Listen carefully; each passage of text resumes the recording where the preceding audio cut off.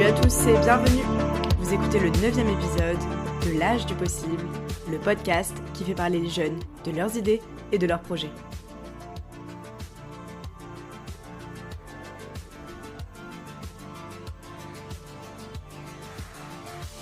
Je suis Clara Grouzis et dans cet épisode, j'ai rencontré Marie-Laurence Amburgère, fondatrice du projet One Third. One Third est un projet de recyclage de l'eau de douche qui permet à ses utilisateurs d'économiser jusqu'à 80% de leur consommation en eau.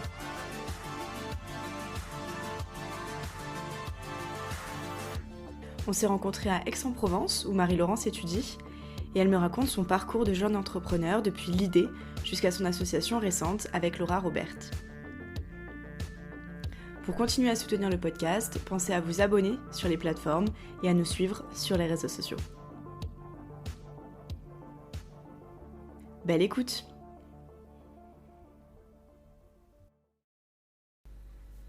Salut Marie-Laurence. Bonjour Clara. Comment est-ce que tu vas? Très bien, merci, et toi? Ça va bien, je suis contente d'être avec toi aujourd'hui. Mais moi de même, je partage ce plaisir. Super. Alors pour commencer, je vais te demander de te présenter, de nous raconter un petit peu d'où tu viens, qui tu es et quel est ton parcours.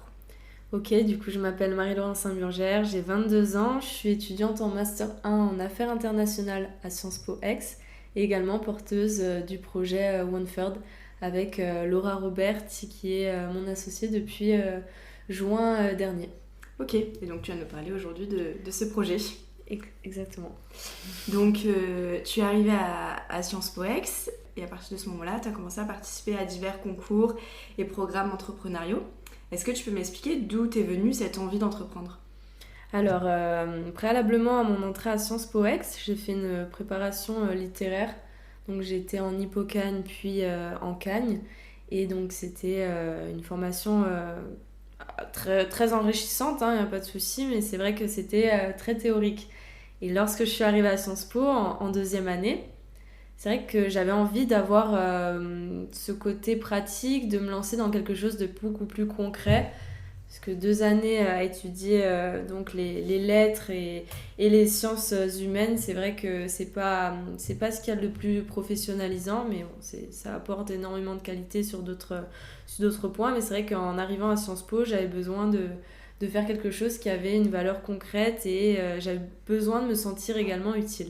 Donc c'est à partir de ce moment-là où je me suis intéressée à l'entrepreneuriat. Il y avait une petite réunion de début d'année sur les programmes, les dispositifs mis en place dans la région sud par notamment le pôle Pépite Provence. Donc j'y avais participé et à la suite de quoi j'ai décidé de continuer sur plusieurs programmes, notamment j'ai les entrepreneuriales et également le concours des 36 heures chrono où j'ai commencé en fait la première fois à m'intéresser à un projet de recyclage de l'eau. Donc c'est pas exactement le projet sur lequel je travaille aujourd'hui, mais c'est à partir de ce moment-là où vraiment je m'étais penchée sur la question et que j'ai eu envie de continuer sur cette thématique et de surcroît en entrepreneuriat.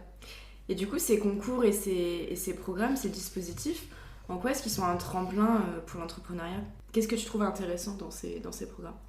Alors ces programmes sont vraiment intéressants puisqu'ils nous sont totalement accessibles, peu importe qui nous sommes, peu importe les compétences qu'on a. Donc c'est vrai que j'avais pas de compétences forcément dans des domaines qui sautent aux yeux quand on pense à l'entrepreneuriat. En tout cas quand j'y ai participé pour la première fois. Et au final je me suis rendu compte qu'il n'y avait pas de compétences attendues et que c'était vraiment ouvert à n'importe qui.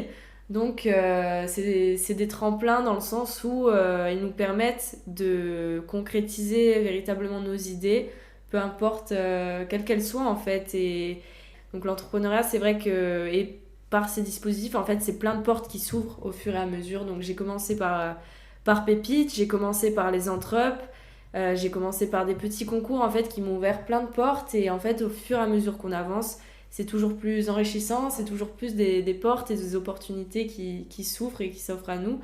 C'est un petit peu cet enclenchement-là qui est vraiment intéressant dans l'entrepreneuriat, de surcroît quand on est jeune, parce que on ne se sent pas forcément concerné par ce domaine d'études, parce que c'est rare d'avoir une formation qui est dédiée exclusivement à l'entrepreneuriat, ou en tout cas dans les premières années, parce qu'on n'est pas entrepreneur, je dirais. On ne se dit pas sorti de la terminale, tiens, voilà, je dirais, on le devient. on ne se dit pas forcément à la sortie de la terminale, je veux être entrepreneur. C'est vrai que c'est plus une conséquence. Et je pense que c'est pas du tout antithétique avec des études qui ont rien à voir. En fait, toutes les études qu'on fait sont tout à fait conciliables avec un projet entrepreneurial, puisque justement nos compétences sont vraiment diverses et peuvent apporter un certain éclairage sur certaines thématiques ou certains projets. En fait, chaque projet peut naître de n'importe quelle formation là. Et donc ces projets, ces dispositifs d'accompagnement en fait sont vraiment intéressants parce qu'ils permettent à n'importe quel étudiant, peu importe d'où il vient, de s'ouvrir à ce monde-là qui est un petit peu hermétique de base. Qui peut faire peur aussi. Oui, qui peut faire peur totalement. Enfin, je veux dire, à moins qu'on ait des parents entrepreneurs, c'est vrai que on entend voilà, les GAFAM, etc. Mais autrement, on a peu d'idées de ce qu'est l'entrepreneuriat. Souvent, il y a un grand écart, j'ai l'impression, entre soit les grands groupes, les GAFAM, je dirais, entre le petit entrepreneur PME, etc.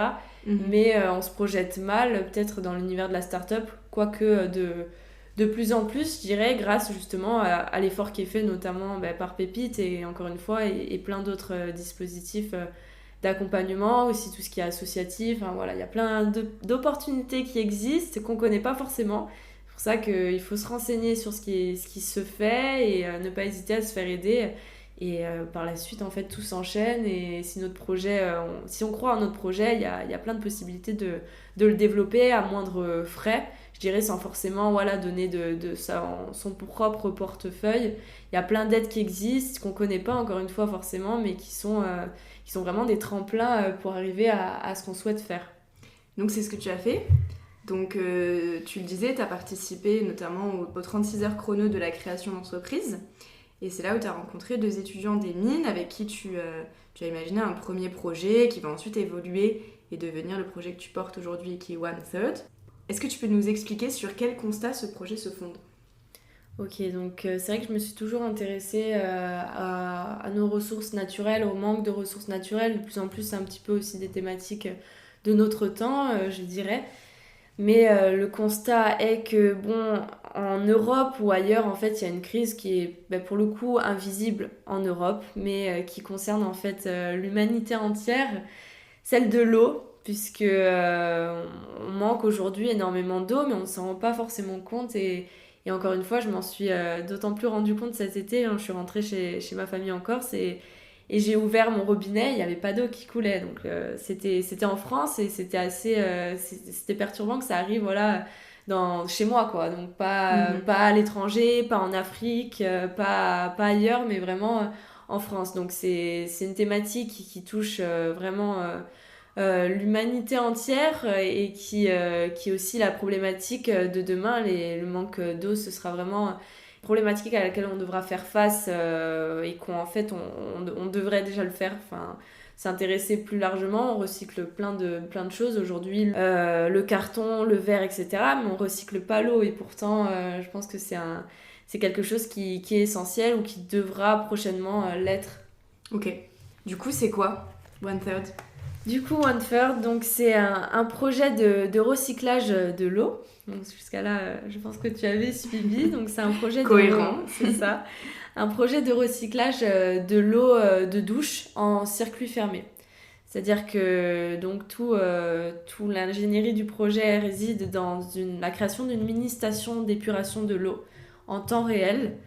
Donc concrètement, on prend une douche et plutôt que d'utiliser 60 litres de douche, les 60 litres de douche habituels, en fait, One Third permet de prélever donc 5 litres et ces mêmes 5 litres en fait vont tourner en circuit fermé sur le système. C'est-à-dire que on prend notre douche, mais ce sont les mêmes 5 litres qui irriguent le système en circuit fermé. Donc l'eau en fait s'écoule, elle est prélevée sur le système habituel. Elle va s'écouler, donc on va pouvoir en profiter. Ensuite, elle est recyclée dans le système qui en fait la traite, la stérilise, la nettoie en fait tout simplement. Et elle peut par la suite en fait repartir tout simplement dans le système, ce qui permet au final qu'on prenne une douche de 5 minutes ou de 45, d'utiliser la même quantité d'eau qui est réduite en fait à la hauteur de 80%. On fait également des économies d'électricité. donc voilà, de à peu près les mêmes chiffres de 80-85%, puisqu'en fait l'eau qui s'écoule est réchauffée, mais comme on utilise la même eau, on n'a pas besoin de la réchauffer énormément plus, ce qui permet en fait de faire également des économies en électricité. Ok, donc ça c'est l'idée qui est à l'origine du projet. Du coup maintenant, comment est-ce que ça a évolué? Quelles ont été les étapes pour concrétiser en fait cette idée? Effectivement, sur un projet de ce type, c'est pas des compétences qui a priori sont phares dans un profil Sciences Po, donc surtout pour tout ce qui est ingénierie, etc., pour le prototype. Donc j'ai dû être aidée et c'est pour ça que je parlais des dispositifs d'accompagnement qui ouvrent d'autres portes. Donc en fait, à la suite des 36 heures chrono, j'ai continué en participant à d'autres concours, à des pitchs qui m'ont ouvert d'autres portes. Et j'ai décidé en septembre dernier de participer au prix Frédéric Chevalier. Ok. Donc c'était lorsque j'étais en mobilité, donc en stage à Dubaï, j'ai décidé de candidater puisqu'il était en distanciel à cause de la pandémie. Donc j'ai déposé mon dossier, j'ai pu être accompagnée par AICO financièrement et aussi juridiquement. Et t'as remporté ce prix. Voilà. Donc j'ai été lauréate sur la catégorie Impact, on a été 2 lauréats. Catégorie digitale et catégorie impact, et pour le coup catégorie impact c'était moi avec ce projet là, donc qui ne s'appelait pas One Third à l'époque. Donc il y a vraiment eu ça fait presque 2 ans maintenant que le projet entre guillemets existe, donc c'est vrai que la route a été longue et pas toujours facile, mais du coup aujourd'hui One Third est toujours là, je dirais. Et évidemment maintenant on est 2 sur ce projet là et on est motivés et on sait où on va, je dirais, ce qui n'a pas toujours été le cas, parce que c'est vrai qu'au départ c'est compliqué, hein, faut pas se mentir, c'est compliqué de savoir comment en fait de l'idée on passe à l'action, parce que c'est sûr qu'on dit on peut être accompagné, mais après voilà, faut se jeter, c'est un saut en parachute, hein, un petit peu l'entrepreneuriat pour ça, surtout encore une fois quand on n'a pas forcément les compétences qui vont, en tout cas qui découlent naturellement de l'entrepreneuriat. Du coup, juste, est-ce que tu peux nous expliquer ce que c'est AICO, pour ceux qui ne savent pas? AICO, c'est une entreprise de data analyse et de marketing digital donc, qui a été fondée par Frédéric Chevalier, qui est un entrepreneur sudiste qui est mort tragiquement en moto, donc si je ne me trompe pas, bon, il y a 2 ans, il me semble. Okay. Donc AICO réserve une part de son chiffre d'affaires en fait au fonds AICO pour entreprendre, ça s'appelle, qui aide justement les entrepreneurs, des jeunes entrepreneurs à monter leurs projets, du coup par le biais d'accompagnement, notamment par le prix Frédéric Chevalier qui accompagne juridiquement. En fait, il y a une enveloppe de 11 000 euros qui est décernée aux 2 lauréats de ce prix-là. Ok. Donc tu disais, vous êtes 2 aujourd'hui, donc ton associée Laura, oui, qui est plutôt sur la partie ingénierie du coup. C'est ça, elle est ingénieure aux arts et métiers d'Aix-en-Provence. On s'est rencontrés encore récemment, c'est-à-dire c'était en mois de juin du coup 2021. Et donc on s'est rencontrés par le biais de pitch qu'on faisait sur divers salons, notamment ma mentor Aiko l'avait rencontré sur un salon et nous a mis en contact, et on est très complémentaires pour plein de raisons. Bon, évidemment pour les compétences, puisque elle a un profil d'ingénieur, elle est aux arts et métiers, et pour ma part Sciences Po, du coup c'est pas du tout les mêmes, on n'aborde pas du tout les mêmes thématiques, en tout cas on n'a pas du tout les mêmes compétences. Et même humainement, je dirais, on est très complémentaires. Elle est, je dirais, très pragmatique, très terre à terre. Et toi, tu rêves un peu plus. Et voilà, je suis un peu plus rêveuse, je dirais, voilà, donc l'humanitaire, etc.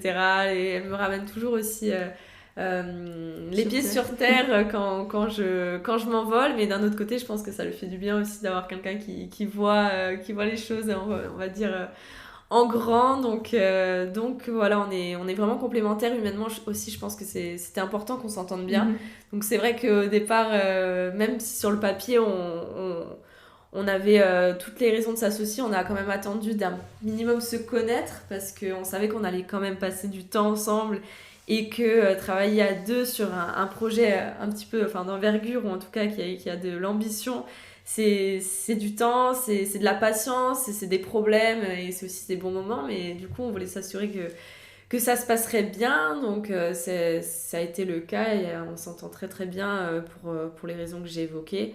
Et on a plein de projets. Là, d'ailleurs, on va repartir ensemble dans 10 jours à l'exposition universelle du coup à Dubaï. On en profitera pour rencontrer des acteurs clés du recyclage de l'eau, puisque les pavillons, en tout cas l'expo de Dubaï, peut-être paradoxalement, mais elle se veut l'une des plus sustainable, des plus écologiques possibles. Donc il y a notamment plein de systèmes de recyclage de l'eau qui seront présentés. On va essayer aussi de rencontrer des acteurs clés de l'eau et de l'électricité du coup à Dubaï. Donc ça va être aussi l'occasion d'apprendre encore à se connaître, de travailler ensemble et de faire évidemment avancer le projet. Et tu me disais tout à l'heure en off que ta rencontre avec Laura, elle t'avait un petit peu aussi fait changer de vision sur le projet. Est-ce que tu peux revenir là-dessus ? Je m'orientais plus vers un projet un petit peu humanitaire, puisque j'avais une enveloppe donc décernée par le prix AICO, qui me permettait difficilement de me projeter dans quelque chose de commercialisable en France, notamment à cause des normes sanitaires qui sont assez strictes. Et donc, seule sur le projet, c'est vrai que je ne me voyais pas me lancer sur le marché français. Donc, c'est la raison pour laquelle j'avais décidé de m'orienter plus vers quelque chose d'humanitaire ou de l'orienter vers des pays où les normes auraient été moins restrictives. Et j'ai rencontré Laura par la suite. C'est vrai que c'était peut-être pas... avec du recul, je me dis que c'était peut-être pas la meilleure idée de faire dans ce sens-là, puisque en fait, c'était éviter un problème, notamment des normes sanitaires, c'était partir en fait du plus simple pour aller vers le plus compliqué. Et en fait, quand j'ai rencontré Laura, on est parti plutôt à l'inverse, de se dire, si on arrive à monter quelque chose de fiable et de viable en France, on arrivera à l'exporter, à en faire ce qu'on veut, et évidemment, toujours garder en tête cette portée humanitaire. Ok. Du coup, tu nous disais, avec Laura, du coup, je vois un peu plus où est-ce qu'on va. Oui. Donc, c'en est où là en ce moment ? Où est-ce que tu vas ? J'ai légué, on va dire, la partie technique à Laura, et je m'occupe de tout ce qui gravite autour. Donc, actuellement, on a un prototype papier. Notre objectif, tout simplement, c'est de le monter. Donc, on est en train de démarcher des Fab Labs qui pourraient nous aider justement à l'avoir en main, en fait, de le monter concrètement. Et donc...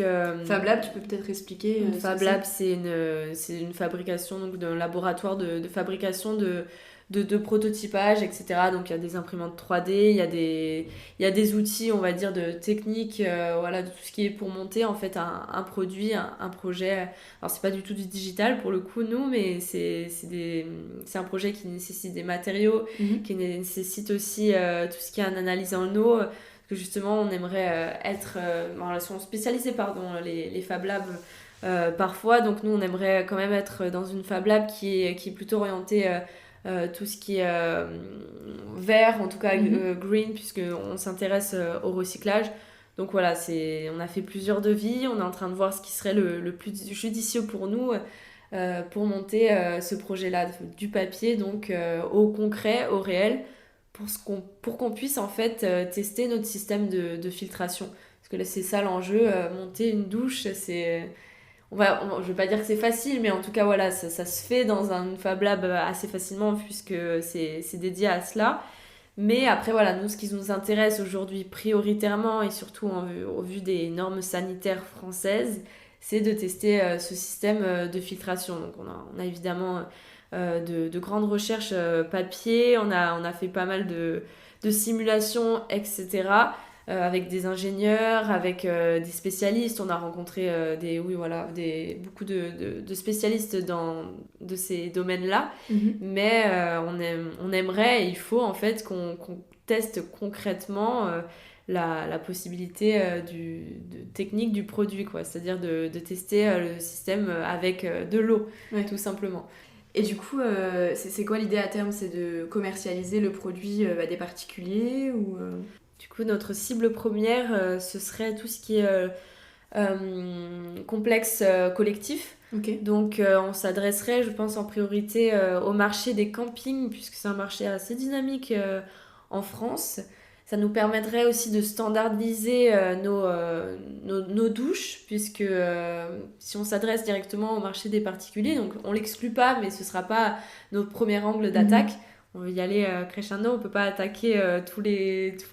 Sur tous les fronts. C'est ça, sur tous les fronts à la fois. Donc l'idéal, ce serait vraiment de commencer par les campings pour des raisons évidentes qui sont déjà la standardisation, puisqu'on n'a pas cette problématique de dire du client qui dirait bon, moi je veux telle douche, je veux ça, comme ça, comme ça. Donc là, ce serait standardisé. On pourrait même peut-être penser à un dispositif qui nous permettrait de regrouper plusieurs systèmes de douche à la fois. Donc voilà, le marché des campings est vraiment dynamique en France. Il y a énormément de potentialités et même au niveau du client, c'est super intéressant pour justement l'économie que ça pourrait susciter. Ok.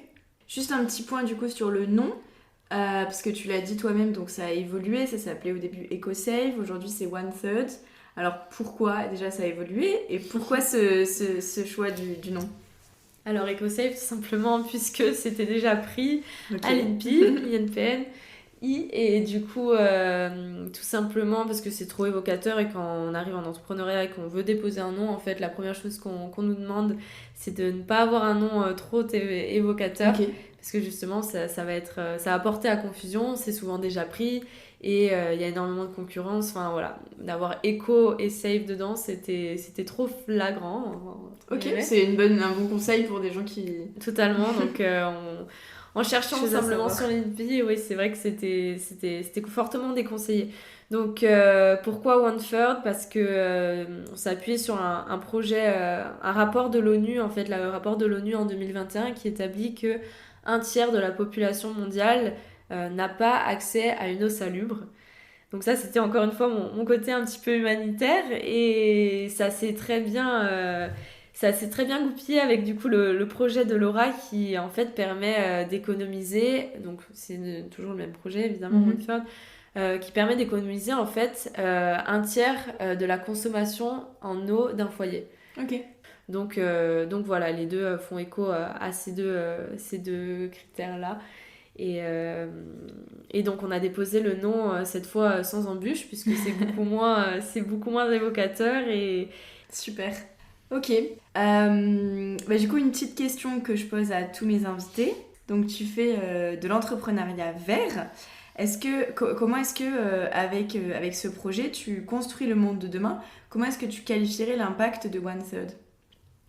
alors l'impact évidemment il est écologique pour les raisons que j'ai évoquées également en termes de tout ce qui va être manque d'eau dans le futur ou qui Bien est en sûr. fait déjà le cas.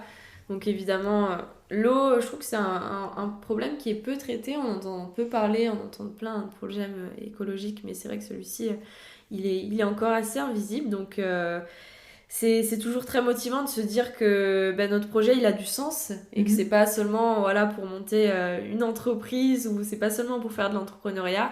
C'est un projet qui se veut vert, qui se veut aussi aider les populations, le manque d'eau qui sera prégnant et c'est un projet qui pourra se décliner s'il fonctionne en France à plein de pays où là pour le coup il y a des problèmes, des problématiques de stress hydrique qui sont vraiment importantes et qui sont urgentes on va dire. Mhm. Donc je trouve ça intéressant de se pencher sur cette problématique-là et d'autant plus en étant jeune, en étant des femmes, on est deux femmes dans le monde de l'entrepreneuriat, donc c'est toujours un beau message, on va dire, de se lancer dans cette aventure. Le monde de demain, il est vert et il est féminin. Voilà, en partie. Et du coup, toi, à titre personnel, qu'est-ce que ça t'apporte ce projet? Alors, vraiment beaucoup de choses, évidemment. Dès le départ, ça a été des compétences techniques, des compétences pratiques, vraiment tout ce qui est... en fait, c'est le monde réel, en fait. Parce qu'on apprend beaucoup de choses en cours. Enfin, là, je suis en Master 1, donc on apprend énormément quand même de choses. Mais c'est vrai qu'on a du mal à les appliquer au monde réel. Donc là, pour le coup, c'est plus réel que ça, c'est difficile. Je le vois en termes d'entretien que je mène, etc. Donc c'est du concret, c'est pas pour rire, c'est pas... Donc évidemment, de ce côté-là, l'apport est évident. Et évidemment, aussi en termes d'apport humain, enfin, on rencontre dans le monde de l'entrepreneuriat, on rencontre énormément de monde. C'est un petit microcosme, tout ce qui fait dans la région sud en entrepreneuriat. Donc c'est toujours humainement intéressant, c'est toujours en termes pratiques intéressant. Et au-delà de ça, oui, voilà, ce projet-là, comme on disait avec Laura, au moment de s'associer, c'était un peu notre bébé, donc on se regardait comme si on allait dire bon, tu en prendras soin, toi aussi. Enfin, c'était un petit peu une garde alternée qu'on s'apprêtait à signer, donc c'est notre bébé un petit peu et on en prend soin, donc c'est une aventure qui est quand même assez folle et encore une fois, c'est du concret et ça a de l'impact. Donc c'est ce qui est essentiel pour nous et ce à quoi on voudrait vraiment avoir un impact et un impact positif, évidemment. Évidemment. De quoi es-tu le plus fier, du coup, au sein du projet ? Je dirais de mon association avec Laura, encore une fois, c'est vrai que c'était pas dit. J'étais à une période en plus où techniquement, c'était assez difficile d'assumer, d'assumer un petit peu toute la partie technique et tous les autres aspects à gérer sur le projet en étant seule. Donc ça a été vraiment un soulagement de la rencontrer, de voir qu'elle croit en les mêmes choses que moi et de se dire qu'à deux, on est 2 fois plus forte, on a la même ambition et voilà, on a 2 fois plus de temps aussi, en tout cas, à travailler sur le projet. Donc je pense que ça a été un point déterminant dans le projet et qui sera déterminant aussi par la suite. Donc je pense que ouais, c'est ça dont je suis le plus fière actuellement. Mais super. Dernière petite question, quel serait ton conseil à un autre jeune qui voudrait se lancer, par exemple, dans l'entrepreneuriat ? Ce serait de ne pas avoir peur de se lancer, en fait. C'est dans ce que tu me... Dans ma question. Dans ta question, hein. Vraiment, parce que je pense que c'est le frein principal, en fait, c'est les gens... À notre âge, c'est vrai qu'on ne se sent pas du tout légitime à se lancer. Et comme dirait Woody Allen, 80% du travail, c'est vraiment de se lancer, de le faire, en fait. Juste d'essayer. Et ça, c'est déjà énorme dans la réussite. C'est déjà un grand pas en avant. Il y a plein de dispositifs encore qui existent. Sur le papier, je suis pas du tout destinée à faire l'entrepreneuriat et pourtant, c'est quelque chose dans un domaine dans lequel maintenant je me sens quand même assez à l'aise. Donc vraiment, le seul conseil, c'est de se renseigner sur ce qui existe en termes d'accompagnement et de ne pas hésiter à aller, à toquer des portes, parce qu'après ça en ouvre d'autres, etc. Donc c'est de se lancer et ne pas avoir peur de le faire. Super. En tout cas, n'hésitez pas à suivre OneThird sur les réseaux, il y aura plein d'actualités et ça ira de plus en plus vers de choses concrètes et de plus en plus belles, je dirais. Donc, affaire à suivre. Pour soutenir OneThird, du coup, suivre sur les réseaux sociaux. Oui, on a une page Facebook, une page LinkedIn. Et voilà, pour l'instant, c'est déjà pas mal. C'est déjà pas mal. Bah écoute, merci beaucoup Marie-Laurence. Mais merci à toi. Et puis, je te souhaite bonne continuation. Et puis, en espérant que le projet évolue dans le sens que tu souhaites. Totalement. Merci. C'est la fin de ce 9e épisode avec Marie-Laurence Emburgère. J'espère que l'épisode vous a plu et que son parcours d'étudiante entrepreneur vous a inspiré. N'hésitez pas à aller jeter un œil aux réseaux sociaux de OneThird pour l'encourager et pour suivre l'avancement du projet.